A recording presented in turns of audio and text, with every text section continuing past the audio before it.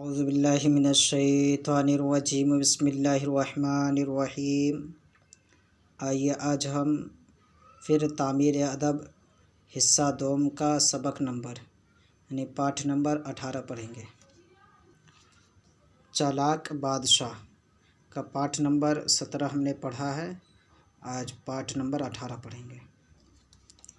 جب ازد بادشاہ کو اطلاع دی گئی کہ فلاں پہاڑی میں رہنے والے ڈاکو ادھم مچائے ہوئے ہیں، ان کو قابو میں لانا مشکل ہو گیا ہے، تو اس نے نفیس حلوہ تیار کرایا اور اس میں تیز خوشبو ڈلوائی۔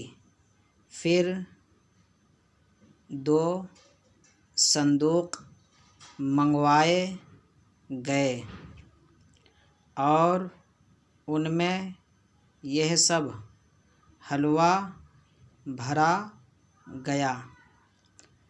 بادشاہ نے ایک کھچر پر حلوے کے دونوں صندوقوں لدوا دیے اور ایک تاجر کو بلوا کر حکم دیا کہ تم فلاں قافلے کے ساتھ یہ کھچر لے کر روانہ ہو جاؤ۔ تاجر وہ کھچر لے کر قافلے کے ساتھ چل پڑا۔ جب قافلہ کے لوگ اس مقام کے پاس پہنچے جہاں ڈاکوؤں کا اڈا تھا، تو قافلے والوں کو دیکھ کر سب ڈاکو نکل پڑے اور اس پر حملہ کر کے تمام مال اور سامان لوٹ لیا اور اس کھچر کو بھی پکڑ لیا جس پر حلوے کے صندوق لدے تھے۔ جب انہوں نے صندوقوں کو کھولا تو ان میں نفیس خوشبودار حلوہ پایا۔ پھر تو سب اس پر ٹوٹ پڑے اور خوب کھایا۔ حلوہ کھانے کے بعد ڈاکو بے ہوش ہو گئے، پھر سب کے سب مر گئے۔ قافلے والے